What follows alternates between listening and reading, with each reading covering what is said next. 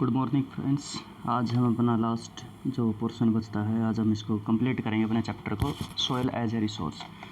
सभी जानते हैं भी सॉइल क्या होती है, जो थिन लेयर होती है हर सरफेस की, जो वो ऊपर पट्टी होती है, क्रस्ट होता है, जो उससे सबसे ऊपर वाली परत है, उसको हम मिट्टी के नाम से जानते हैं। ठीक है, तो उसके अंदर का हम बात करते हैं। Soil is the most important renewable natural resources. It is the medium of plant growth and support different types of living organism on the earth. हम क्या कह सकते हैं कि जो ये जो मृदा है क्या एक रिन्यूएबल रिसोर्सेज है।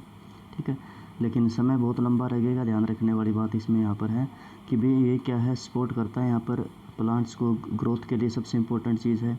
या अन्य प्रकार के जितने भी जो लिविंग ऑर्गेनिज्म हैं जो हमारे यहाँ पर सरफेस पे पाए जाते हैं, उनके लिए सबसे प्रमुख जो है हमारे लिए सॉइल है। The soil is living system, एक जैवीय पदार्थ है, जैविक प्रक्रिया कह सकते हैं। जैविक नहीं कहेंगे, एक जीवों का क्या कहेंगे, इसको जीवंत कह सकते हैं शब्द, इसके लिए हिंदी का जीवंत शब्द है। It takes million of years of the form soil up to a few centimetre in depth. जैसे कि हम बात करते हैं, मैंने आपको पहले बताया था, कई मिलियंस लग सकते हैं कि कुछ जो सेंटीमीटर की जो परत बनने में जो हम बात करते हैं, मैं आपको हमेशा बताता हूँ अप्रॉक्सीमेटली 1 सेंटीमीटर जो मोटी परत होती है इस प्रकार से, उसको बनने में कम से कम क्या 100 साल का जो समय हमारा वो लगता रहता है। उसके बाद relief, parent material, bed rocks, climate, vegetation and other form of the lifes and times are important factor in the formation of the soil. हम देखो इसके बारे में आपको पहले पिछली क्लासेज में ही बता चुके हैं कि भी जो सॉइल होती है ना, उसके बनने की कुछ प्रक्रिया होती है। जैसे सबसे पहले जो है पेरेंट मटेरियल बोला जाता है, पेरेंट रॉक्स की बात करते हैं। उसके बाद रिलीफ आता है उसके अंदर, उसके बाद एक फैक्टर क्लाइमेट आता है, उसके बाद ह्यूमस की मात्रा आता है, और सबसे लास्ट में क्या आता है, हम बात करते हैं टाइम की बात करते हैं। तो ये जो लंबी प्रक्रिया है और इनका मिश्रण है, जिनके वजह से क्या कह सकते हैं, इसका निर्माण होता है। उसके बाद हम बात करते हैं कि भाई various force of the natural such as change in the temperature, action of the running water, wind and glacier, activities of decomposers extras contributes to the formation of soil. यानी कि जो ये फैक्टर जो मैंने अभी बताया कि फिर रनिंग वाटर है या फिर विंड है, ग्लेशियर है या फिर अदर डिकम्पोजर्स वगैरह की बात है, ये क्या सॉइल निर्माण की प्रक्रिया में अपना योगदान देते हैं। तो chemical and organic changes which take place in the soil are equally important. Soil also consists of the organic and inorganic material. हम बता चुके कि भी किसी भी जो मृदा के लिए अच्छी होने के लिए क्या ऑर्गेनिक मैटर का होना बहुत ही ज़रूरी है। इसके साथ साथ क्या इनऑर्गेनिक मैटर भी आपको उसके अंदर देखने को मिलेगा। तो ये सारी की सारी प्रक्रिया है मिली जुली, इनके द्वारा क्या है हम कह सकते हैं कि जो मिट्टी का निर्माण होता है, और ये क्या है किसी भी क्षेत्र के लिए क्या बहुत ही महत्वपूर्ण मतलब किसी भी क्षेत्र के लिए महत्वपूर्ण योगदान निभाती है भाई। On the basis of the factor responsible for the soil formation, color, thickness, texture, age, chemical and physical properties, the soil of India is classified in the different phase। उसके बाद हम जो बना रहे हैं, मृदा बनाने की जो प्रक्रिया है, वो जो किस प्रकार की कितनी लंबी प्रक्रियाओं से जो होकर गुजरी है, क्या वहाँ का क्लाइमेट रहा है या फिर रिलीफ किस प्रकार सा था, किस प्रकार से था, तो वो डिफ़ाइन करेगा कि जो सॉइल क्या कलर किस प्रकार से बना, कितनी मोटाई में बना या छोटी बनी है। उसके बाद टेक्सचर, गठन, जो कणों का आकार किस प्रकार का, एज क्या है उसकी, कितने समय के बाद मिली है, केमिकल और फिजिकल प्रॉपर्टी होगी, किस किस प्रकार के मिनरल्स उसके अंदर घुले मिले हैं। तो ये डिफ़ाइन करेंगे जो फैक्टर हमने बात की है 5, ये जो सारे के सारे इकट्ठा रोल प्ले करते हैं, और उसके बाद हमें पता चलता है कि किस प्रकार की सॉइल हमें देखने को मिलती है। हमारे लिए सबसे इंपॉर्टेंट चीज़ है कि हमारी जो है मिट्टी को डिफरेंट प्रकार के क्लासिफिकेशन करते हैं। तो क्लासिफिकेशन के अंदर जब हम बात करते हैं तो हमारे यहाँ पर संस्था आती है ICAR, Indian council of agriculture and research के नाम से, जो हमारी जो है सॉइल्स को क्लासिफिकेशन करते हैं। मोटे तौर पर वो क्या क्लासिफिकेशन 8 प्रकार की मिट्टियों का एक्सप्लेनेशन देती है, लेकिन हमारी बुक के अंदर क्या है छः तौर पर क्या है मिट्टियों को डिवाइड कर देते हैं। जो लास्ट के 2 हमारे क्या है, वो 2 बेस क्या होते हैं, एसिडिक और हमारा जो उसको कहते हैं दूसरा शायद वो क्या होता है, एक अम्लीय, और जो हम क्षारीय की बात करते हैं, 2 प्रकार से इसकी कैटेगरी के अंदर वो रखी जाती है अलग से। तो हम जो बात करते हैं, देखो एक सिंपल सी टर्म है, मैं पढ़ाने से पहले एक सिंपल सी बात बताना चाहता हूँ। जो सॉइल होती है, सॉइल एक लैटिन वर्ड है, सॉइल SOLUM, सोलम। सोलम का मीन्स होता है फ्लोर, FLOR फ्लोर, और इसको ग्राउंड भी कह सकते हैं। ठीक है, इसका निर्माण इस प्रकार से होता है। उसके बाद हम जो बात करें इसके बारे में कि हम यहाँ पर जो बात करें कि देखो सबसे पहले बात करेंगे, it has a varied relief features, landforms, climate, realms and vegetation types, these have contribute the development of various type of soils. हम बात कर चुके हैं, हमारे यहाँ पर रिलीफ अलग अलग प्रकार का, लैंडफॉर्म है, क्लाइमेट है, जीव जंतु हैं हमारे, या फिर वेजिटेशन जो आपको देखने को मिल रही है वो अलग अलग पाई जाती है। इसी बेस के ऊपर क्या हमारी मिट्टियों का जो क्लासिफिकेशन है वो भी अलग अलग प्रकार से हो जाता है। उसके बाद हम जो बात कर रहे हैं अभी सबसे इम्पोर्टेंट है कि एलुवियल सोइल सबसे इम्पोर्टेंट सोइल होती है बेटा। This is the most widely spread and important soil. सबसे ज़्यादा एरिया पर और सबसे इम्पोर्टेंट है कि एलुवियल सोइल सबसे प्रमुख आप कह सकते हैं कि उपजाऊ मिट्टी की बात करते हैं। जैसे इसको कांप की मिट्टी कहते हैं, कछारी मिट्टी कहते हैं, ठीक है। तो आपने कुछ बातें जो लिखनी है वो ऐड करते हैं अपनी कॉपी के अंदर लिख लें, बुक के अंदर लिख लें कि ये जो हमारे लगभग 43.7% जो है एरिया को कवर करती है। उसके बाद 15 लाख वर्ग किलोमीटर यानी कि 15 लाख स्क्वायर किलोमीटर एरिया जो ये सारा का सारा पूरे भारत के अंदर वो कवर करती है। These have been deposited by the three important Himalayan river, the Indus, Ganga and Brahmaputra. इसमें कोई बताने वाली बात नहीं कि आप लोग पढ़ के आए पिछले साल। जो हमारा सिंधु है, गंगा, ब्रह्मपुत्र है, जो रिवर सिस्टम होता है वो जो हमारे जो साथ जो डिपॉजिट लेके आती है अपने साथ, तो उसको जो डिपॉजिट करे उसको छोड़ देती है, तो डेपोजिशन वर्क के कारण इस प्रकार की मिट्टी का निर्माण होता है। These soils also consist in Rajasthan and Gujarat through a narrow corridor. बिल्कुल है कि जो राजस्थान का कुछ पोर्शन है या फिर गुजरात का पोर्शन है तो वहाँ पर भी आपको कुछ मात्रा में क्या देखने को मिलेगी। Alluvial soil is also found in the eastern coastal plain, particular in the delta जो Mahanadi Godavari and Krishna and the Kaveri. बिल्कुल जो दक्षिणी भारत है, दक्षिणी भारत में क्या महानदी गोदावरी और कृष्णा और कावेरी नदी की बात है कि वहाँ के उनके डेल्टाओं पर भी आपको इस प्रकार की मिट्टी देखने को मिल जाएगी भाई। उसके बाद हम बात करते हैं कि the alluvial soil consist of the various properties of sand, silt and clay. As we move inland towards the river's valley soil particle appear somewhat bigger in size. उसके बाद जो हम बात करते हैं कि जो है मिट्टी है, जैसे जैसे कि हम बात करें कि एक तो क्या है रेत है, इसके अंदर सिल्ट है, मृतिका, जो हम इसको 3 प्रकार से भागों में बांटते हैं। ये इनका अनुपात है कि आपको अलग अलग देखने को मिलेगा। उसके बाद जैसे ही हम नदी के जो है मुहाने की तरफ से क्या घाटियों के ऊपर की ओर जाते हैं तो मृदा के कणों का क्या आकार क्या है बढ़ता चला जाता है भाई। In the upper reaches of the river valleys near the place of the break of slopes the soils are coarse. Such soils are more common in the pediment plains such as Dwar, Chos and तराई। उसके बाद जब हम बात करें कि भी जैसे जैसे हम नदी घाटी के ऊपरी भागों की तरफ चले जाते हैं तो ढाल क्या है, थोड़ा सा क्या है, ढाल के नज़दीक की बात करें तो वहाँ पर ये मोटे मोटे कणों के अंदर आपको देखने को मिलेगी। और इसके अलावा क्या है, ये जो पर्वतों की तलहटी पर मध्य मैदान होते हैं उनमें क्या है जो अक्षेत्र तराई है या फिर द्वार हैं, इन अक्षेत्रों के अंदर क्या है इस मिट्टी का निर्माण किया जाता है। जैसे कि चो अक्षेत्र है, तराई है, हम कह सकते हैं कि रीजनल एरिया के नाम भी हो सकते हैं, कह सकते हैं इनको। जैसे कि चो है हरियाणा के अंदर इसको नाम माना जाता है, इसका नाम लिया जाता है। Apart from the size of their grains और components soil are also describe on the basis of their age. देखो हम इसके बारे में पिछली क्लास में पढ़ के आ चुके हैं कि भी हम इसको एज के हिसाब से क्या भी वो भी बांट सकते हैं। जैसे कि according to their soil alluvial soil can be classified in the old alluvium Bangar जिसको हम कहते हैं, और न्यू एलुविलियम खादर हम पिछले साल पढ़ के आए हैं। The Bangar soil has higher concentration of conker nodules than the Khadar. It has more fine particle and is more fertile than the Bangar। हम जो पिछले साल पढ़ चुके हैं, मैं इसके बारे में कुछ नहीं बताना चाहता, आप लोगों को सभी को कन्फर्म है कि खादर क्या है कि भी उपजाऊ मिट्टी होती है, जो बांगर क्या है वो थोड़ा सा मोटे नाजो खेती के लिए क्या उपयोगी होती है। Alluvial soil is a whole are very fertile. Mostly these soils contain adequate proper properties of potassium, phosphorus, acid and lime which are ideal for the growth of sugarcane, paddy, wheat and other cereal pulses crops. Due to its high fertility, region of alluvial soil are intensely cultivated and densely populated. Soil is the dry areas are more alkaline and can be produced after the proper treatment and irrigation। देखो उसके बाद जो हम बात करें ना कि भी जो ये सोइल है, इस सोइल की बहुत प्रमुख विशेषताओं में से ये रही है कि इसके अंदर आपको क्या है, एक तो पोटासियम है, एक फास्फोरस है, या फिर लाइमस्टोन की जो बात करें तो ये क्या है आपको बहुत बड़ी मात्रा में आपको इसके अंदर देखने को मिल जाएगा। अब ये देखने के कारण क्या है कि भी ये सुटेबल है किसकी फसल के लिए, तो हमारी शुगर केन है, पैडी है, वीट है और हमारे अन्य प्रकार की जो है हम बात कर सकते हैं खाद्य फसलों की बात कर सकते हैं, या आप कह सकते हैं अन्य अनाज बच के या दलहन की बात कर सकते हैं। तो वहाँ पर इसके लिए क्या बहुत ही मात्रा में क्या महत्वपूर्ण होती है। इसका क्या है कि फर्टिलिटी ज़्यादा होने की वजह से ये एरिया, एक तो हमारा प्लेन एरिया बिल्कुल, और उसके बाद क्या फर्टिलिटी ज़्यादा है तो यहाँ पर क्या है जो इंटेंसिवली कल्टिवेटेड यानी कि गहन कृषि, आप कह सकते हैं गहन कृषि होगी। इसके बारे में थोड़ा सा आगे बताएंगे। जहाँ पर एरिया छोटा होता है और जनसंख्या का घनत्व ज़्यादा होता है उसको इंटेंसिव एग्रीकल्चर के नाम से जानते हैं। तो ये देखो आगे डेंसली पॉपुलेटेड एरिया होता है। इसके बाद क्या है जहाँ पर ये थोड़ा सा सूखा हम जो बात करते हैं जिस क्षेत्र में ड्राई होती है और मोर अल्कलाइन, वहाँ पर ज़्यादा हम जो बात करते हैं अल्कलाइन की मात्रा, अल्कलाइन को क्या कहेंगे, जो क्षारीयता होती है, तो उसमें क्या है कि हमें सही तरीके से उपचार करके या सिंचाई का प्रबंध करके ही हम वहाँ पर क्या है कृषि कर सकते हैं। उसके बाद हम दूसरे नंबर पर आते हैं। एक और सबसे इम्पोर्टेंट चीज़ है वो है ब्लैक सॉइल। देखो black, these soils are black in the colour and are also known as the regur मिट्टी। देखो बहुत अच्छी बनी मिट्टी है, इसके कई नाम है, जैसे रेगुर मिट्टी है, रेगुर की भी कह देते हैं, काली कपासी मिट्टी भी कह देते हैं।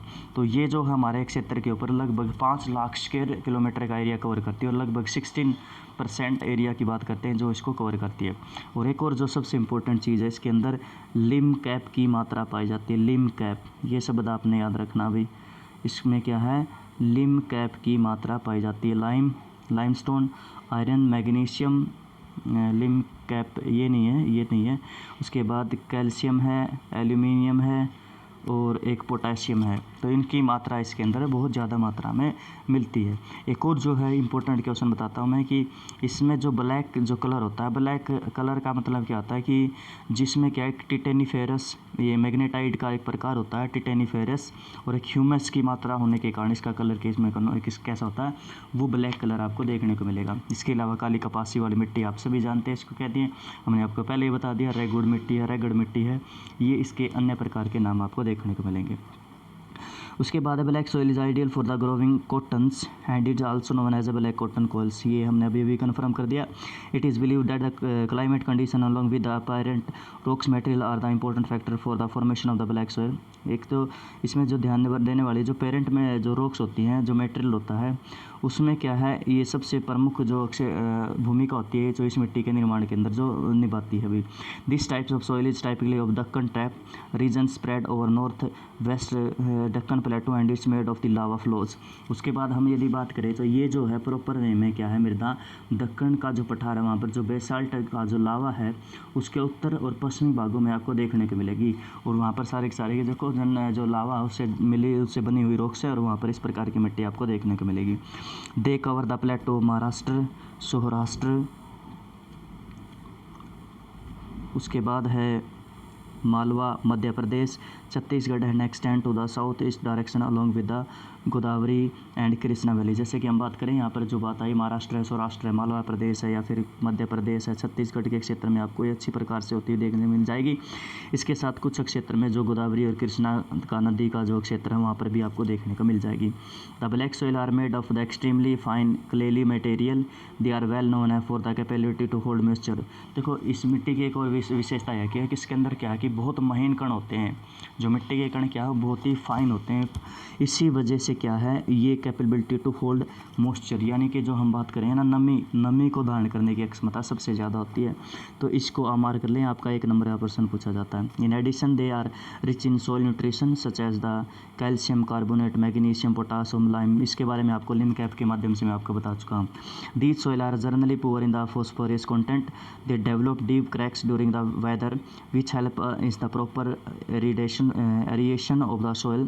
These soil are sticky when wet and difficult to work on unless tilled immediately after the first shower of the during the pre-monsoon period। देखो इसमें एक और जो विशेषता जो देखने वाली है आपको जो मिलेगी कि भी यहाँ पर क्या है, ये जो है ये एक तो विशेषता हमने बता दी कि भी नमी को धारण करने की क्षमता है, लेकिन क्या है इसके अंदर जैसे ही जो शुष्क मौसम आता है ना, तो इसके अंदर क्या बहुत बड़ी मात्रा में दरारें पड़ जाती है। जैसे ड्रोट की जो स्थिति होती है ना, तो ड्रोट जैसे आपको करती देखने को मिलती है, यानी कि दरारें बहुत जल्दी इसके अंदर आपको देखने को मिल जाएंगे। जिससे क्या है इसके अंदर क्या है वायु क्या है अच्छी तरह से मिश्रण हो जाता है, और गीली होने पर ये जो मृदा बिल्कुल चिपचिपी हो जाती है, जिसको क्या है हल चलाना उसके अंदर बहुत ही मुश्किल हो जाता है, जिसमें जोतना आप कह सकते हैं मुश्किल हो जाता है।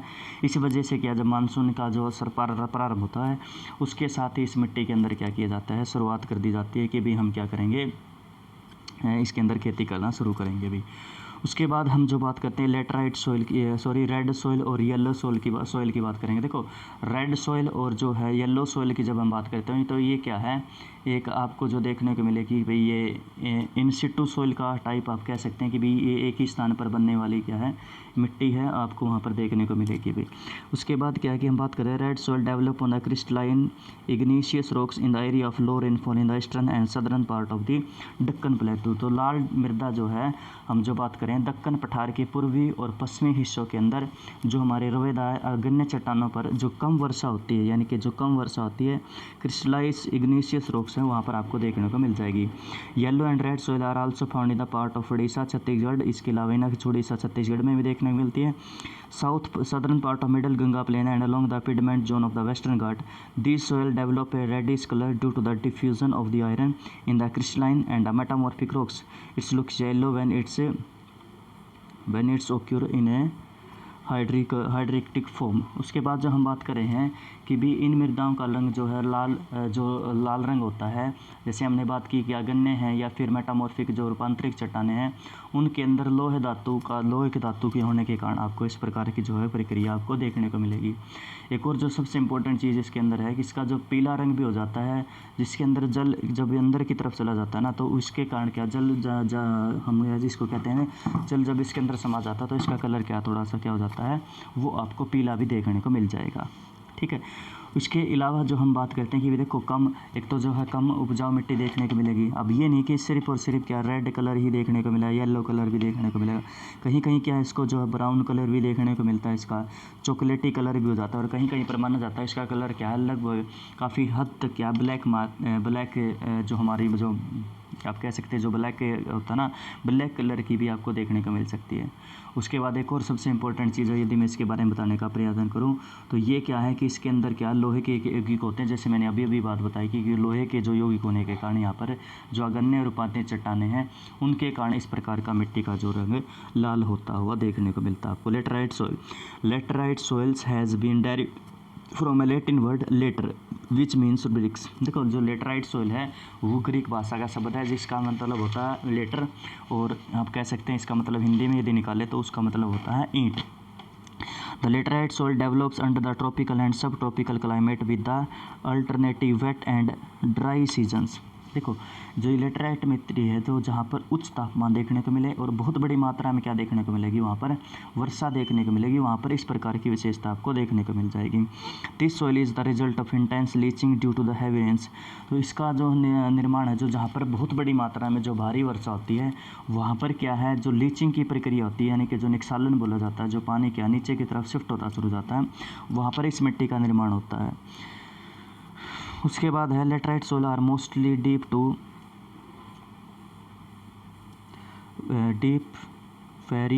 Deep to deep acidic pH मान 6.0 generally deficient in plant nutrition and occur mostly in the southern part, western Ghat regions of the Maharashtra, Odisha, some part of the West Bengal और northeast region। उसके बाद जो हम बात करें इस मिट्टी के, तो इस मिट्टी में क्या है भी ह्यूमस की मात्रा आपको बहुत कम देखने को मिलेगी। इसके अलावा क्या है यहाँ पर अत्यधिक तापमान के कारण जो है जैविक पदार्थों को क्या हो जाता है वो अपघटित होने के कारण जो इसके अंदर से जो बैक्टीरिया की मात्रा होती है वो नॉर्मली क्या हो जाती है, वो कम हो जाती है। Laterite soil are mostly very deep acidic, बहुत ही गहरी होती है, और जनरली डेफिशिएंट प्लांट न्यूट्रिशन, और जो है प्लांट्स का जो है डेवलपमेंट के लिए क्या है वो क्या बहुत ही मतलब सफिशेंट नहीं होती है, सही नहीं होती। And mostly in southern part state, हमारे जो जितने भी जो मुख्य रूप से जो सदर्न स्टेट्स हैं हमारे जैसे, और एक जो वेस्टर्न घाट रीजन है, महाराष्ट्र है, उड़ीसा है, some part of the West Bengal, north region, वहाँ पर आपको देखने को मिलेगी। Where these soils sport deciduous and evergreen forest, it is humus rich but under sparse vegetation and in the semi-arid environment it is generally humus pure। देखो इसके अंदर क्या है कि वैसे तो क्या इस एरिया के अंदर क्या एवरग्रीन फॉरेस्ट, डिसीडियस फॉरेस्ट आपको देखने को बहुत बड़ी मात्रा में आपको यहाँ पर देखने को मिल जाएंगे, लेकिन जो दूसरी बात है कि भी इस अक्सर जो हम बात करें कि भी यहाँ पर जो देखने को मिल रहा है कि भी ये तो है, लेकिन यहाँ पर जो है ह्यूमस की मात्रा क्या है आपको इस सोइल के अंदर बहुत ही कम देखने को मिल जाएगी, क्योंकि यहाँ पर जो हम बात करें वेजिटेशन है वो थोड़ा सा क्या है कम आपको देखने को मिल जाएगी। इसके बाद there are prone to erosion and degradation due to their position on the landslide. और क्या है कि ये क्या है इरोजन और बहुत बड़ी मात्रा में होता है, और क्या है कि यहाँ पर क्या है लैंड डिग्रेडेशन भी होता है भाई।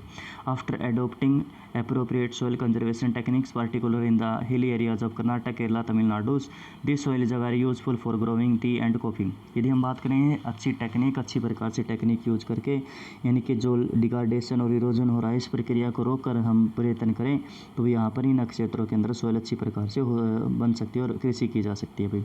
और कृषि भी क्या टी और कॉफ़ी आप अच्छी प्रकार से कर सकते हैं। Red laterite soil in Tamil Nadu, Andhra Pradesh and Kerala are more suitable for the crop like काजू और नट। काजू नट के लिए क्या भी इन क्षेत्रों के अंदर लेके आए बहुत बड़ी मात्रा में उपयोग आती है भाई। उसके बाद हम जो बात करते हैं arid soil range from red to brown in the colour. जो एरिड जो शुष्क मृदाएँ होती हैं, जो शुष्क मृदाएँ क्या करती हैं, ये मृदाएँ क्या देखने को मिलेंगी, रेड से लेके ब्राउन कलर इसका हो जाता है। They are generally sand in texture and saline in the nature. आपको सैंड देखने को मिलेगी टेक्सचर के अनुसार, और सैलिन देखने को मिलेगी नेचर के अंदर, आपको लवणीय देखने को मिलेगी भी। उसके बाद क्या है, in some areas to the salt content is very high and common salt is obtained by the evaporating the water. बिल्कुल सिंपल सी बात है, ये तो हम सभी जानते हैं कि भी इस क्षेत्रों के अंदर नमक की मात्रा आप सभी जानते हैं सबसे ज़्यादा है, और झील होती हैं जो वहाँ पर उनको वाष्पीकृत करके उसको क्या खाने का नमक भी क्या हम बना सकते हैं भाई। उसके बाद है due to dry climate high temperature evaporation is a faster and the soil lacks humus and moisture. The lower horizon of the soil are occupied by the concord because of the increasing calcium content downwards. The concord layer formation in the bottom horizon restrict the infiltration of the water. After the proper irrigation, these soils become cultivated as been in the case of western Rajasthan. उसके बाद यदि हम बात करें कि भी ये जो शुष्क मृदाएँ होती हैं वो जलवायु और उच्च तापमान के कारण जल वाष्पन दर क्या है यहाँ पर जो है वो ज़्यादा हो जाती है, और मृदाओं में जो ह्यूमस की मात्रा बहुत ही कम देखने को मिल जाएगी। और जो सतह होती है मृदा की सबसे नीचे वाली, उसके अंदर कैल्शियम की मात्रा बढ़ती चली जाती है, और नीचे की तरफ हम कह सकते हैं कंकड़ हैं, जो कंकड़ों का जमाव होता है, वो कंकड़ लगातार क्या है इसके अंदर क्या है जमा होते चले जाते हैं, और इसकी जो अंतः स्पेंदन यानी अपने आप क्या है ना कि वो पानी को नीचे की तरफ जो डिपॉजिट करी या फिर मिनरल्स को नीचे की तरफ डिपॉजिट करती रहती है, सोइल करती है, तो वो प्रक्रिया है क्या है जो वो इसको रोक देती है। और इसी वजह से क्या है, यदि हम बात करें कि अच्छी प्रकार से यदि सिंचाई की बात करें तो हम इसको क्या किस में प्रयोग कर सकते हैं, अच्छी प्रकार से हम इसको प्रयोग में ला सकते हैं। हम यहाँ पर खेती कर सकते हैं। जैसे पश्चिमी राजस्थान की बात करते हैं तो हमारा जो सबसे प्रमुख क्षेत्र है, जैसे कि इंदिरा गांधी कैनाल की बात करते हैं जो 1958 में जो बनाई गई थी, हमारे सभी को जानते हैं कि भी वहाँ पर इसी कारण जो है आज के समय में धान की कृषि भी की जाती है, इसके साथ साथ क्या है वहाँ पर गेहूँ की कृषि भी की जाती है। उसके बाद क्या है, हम जो बात कर रहे हैं इसके अंदर द कंकड़ layer formation on the bottom horizon restrict the influence water after the proper irrigation system, मैं इसको पहले ही एक्सप्लेन कर चुका हूँ भाई। उसके बाद क्या है, फॉरेस्ट सॉइल जो है हमारी वनी मृदा कह सकते हैं। These soil are found in the hilly region and where sufficient forest are available. इसके बारे में कुछ कोई ख़ास बात नहीं है कि भी आपको क्या हिली एरियाज़ के अंदर देखने को मिलेगा, जो पानी की मात्रा है वो बहुत बड़ी मात्रा में आपको देखने को मिलेगी। According to the mountain environment where they are forms, they are loamy and silty in the valley sides and the coarse grained into the upper slopes. In the snow covered areas of the Himalayas, these soils are experienced denudation and the acidic with the low humus content. The soil found in the lower part of the valleys, particularly on the rivers, drains and alluvial fans are fertile. यदि हम बात करें हम one मृदा की, तो इन मृदाओं के अंदर क्या है कि भी पर्याप्त मात्रा में हमने बात की कि वर्षा होती है। इसके बाद इसका जो गठन है वो पर्वतीय पर्यावरण के अनुसार बदल जाता है। ये जो नदी घाटियाँ होती हैं यहाँ पर प्रमुख मृदाएँ जो है दोमट और सिल्टदार होती हैं, परंतु जो इसका ऊपरी भाग होता है इसका गठन काफ़ी मोटा मोटा होता है। हिमालय की जो हमारा जो हिमालय का जो पोर्शन है तो इन मृदाओं में जो है अपर्दन है क्या बहुत ही ज़्यादा होता है, और इसमें हम कह सकते हैं जो ह्यूमस की मात्रा वो आपको बहुत ही कम देखने को मिलती है। नदी घाटियों का जो निचला क्षेत्र होता है वहाँ पर नदी जो है स्टेप्स होते हैं, जो सोपान होते हैं, वहाँ पर जलोढ़ पंख हैं या फिर मृदाएँ हैं, वहाँ पर आपको कुछ बड़ी मात्रा में क्या देखने को मिल जाएगी, मिट्टी हमारी उपजाऊ देखने को मिल जाएगी।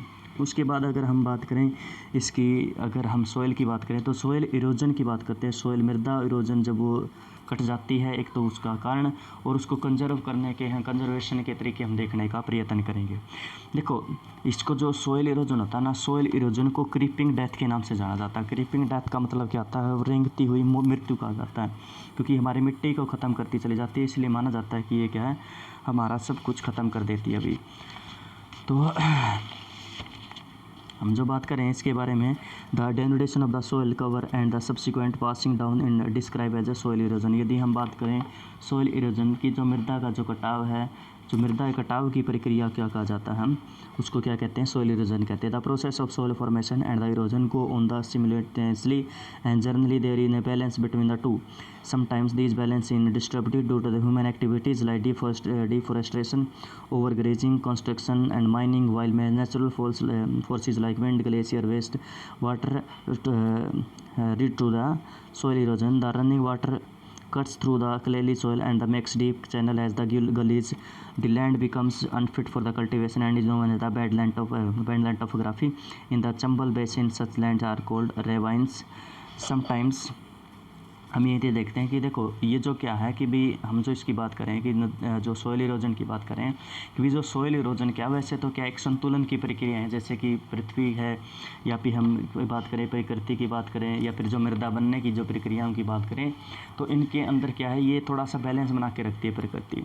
लेकिन जब मनुष्य क्या काफ़ी हद तक इसके अंदर क्या अपना योगदान देता, तो ये क्या कर देती हैं, इसमें क्या है थोड़ा सा समस्या क्रिएट करता है। जैसे हम बहुत बड़ी मात्रा में वनों काट देते हैं, पशुओं को बहुत बड़ी मात्रा में चराते हैं, निर्माण का कार्य करते हैं, खनन करते हैं, तो ये जो संतुलन होता है ना, संतुलन बिगड़ जाता है। कई बार प्राकृतिक कारण भी हो सकते हैं, जैसे पवन है, हिम नदी है, जल है, तो वो क्या है इनको बहा कर लेके चला जाता है, तो मृदा अपरदन ये करता है।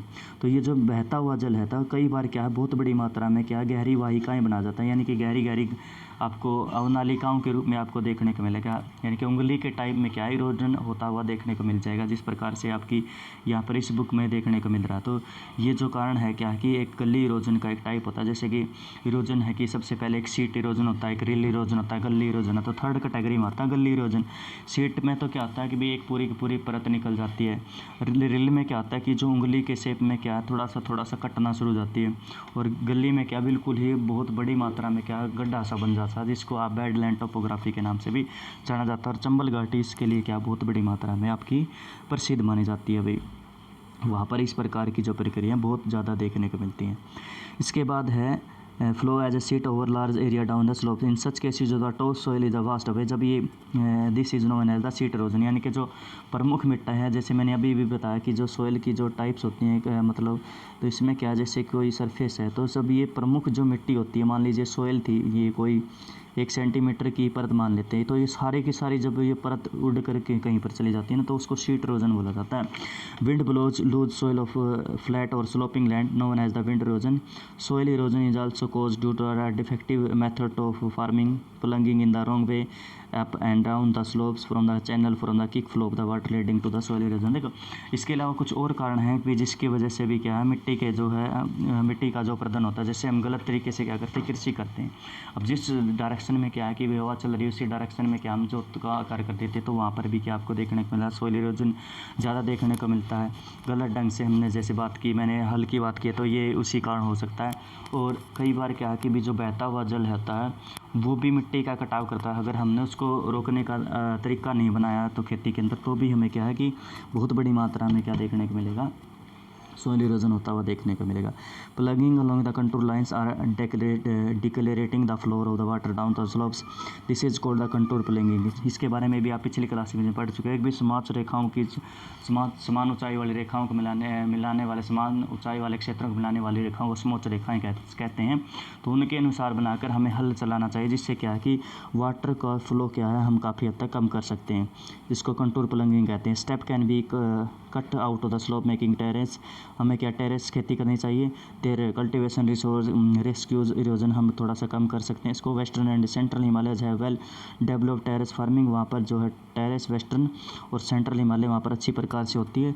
Large field can be divided into the strips और ग्रास और left to the grow between the crops, हम क्या कर सकते हैं कुछ पट्टियाँ बना सकते हैं, ग्रास बो सकते हैं कि भी जहाँ पर खेती की है उनके बीच में, ताकि क्या है मृदा प्रदन होने से उसको बचाया जा सकता है। This break up the force in the wind, this method is known as the strip cropping. उसके बाद क्या है, हम इसको क्या कर सकते हैं कि भी विंड को हम रोकने का प्रयत्न कर सकते हैं, इसको स्ट्रिप क्रॉपिंग के नाम से जानते हैं। Planting lines of the trees to create shelter also work in the similar way. हमने आपको पहले बता रखा कि भी जैसे कोई खेत है तो इसके ऊपर क्या है कि कतार में क्या कर सकते हैं, आप वृक्ष लगा सकते हैं, जिससे क्या है मृदा प्रदूषण को रोका जा सकता है। This shelter belt have contribute significantly on the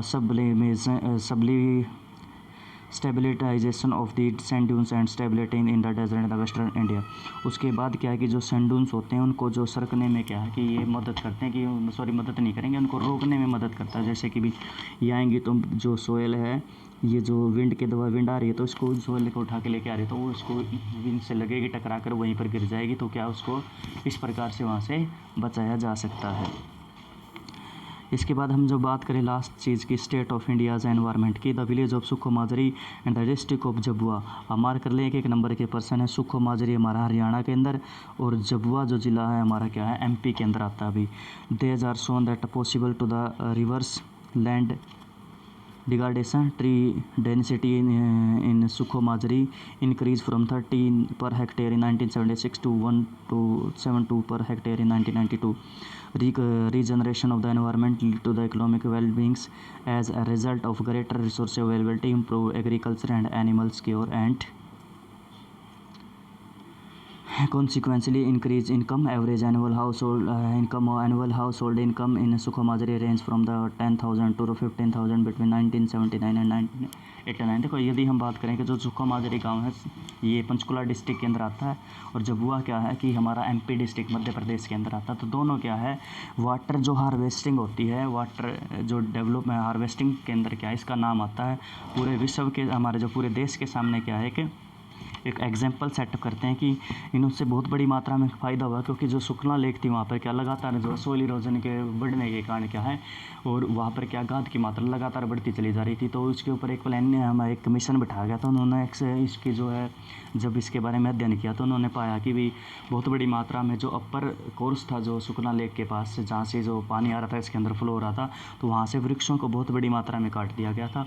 तो वहाँ पर गाँव वालों को समझाया गया था अलग से, तो उनके समझाने की वजह से क्या है कि देखो कि हम जो बात करें ना कि यहाँ पर वृक्षों की जो हम बात करें कि 1976 में कितने थे 13 पर हेक्टेयर थे और ये 1272 पर हेक्टेयर वहाँ पर हो गए थे, तो बिल्कुल हुए थे। हम जो बात करें तो दूसरी बात क्या है कि भाई इनकी इनकम भी क्या थी, भाई वो इनकम भी बहुत बड़ी मात्रा में क्या है वो भी इंक्रीज़ हो गई थी। इसके अलावा जो दूसरी बात करें हम लास्ट वाली है peoples management essential for the ecological destruction which people being made the decision maker by the Madhya Pradesh government. Million hectare about 1% of the India's land are being generated across the state through waste land management। इसके अलावा जो पर्यावरण की पुनर्स्थापना के लिए लोगों द्वारा इसका प्रबंधन करना है, जिससे मध्य प्रदेश की सरकार ने यह फैसला लिया था कि वे 29 लाख हेक्टेयर भूमि का भारत का लगभग 1% क्षेत्र को जल विभाजक प्रबंधन द्वारा हरा भरा करेगी। तो इस प्रकार से हमारा ये चैप्टर ख़त्म होता है भाई। हम इसके कल एक्सरसाइज के क्वेश्चन करेंगे और उसके बाद एक्स्ट्रा करेंगे।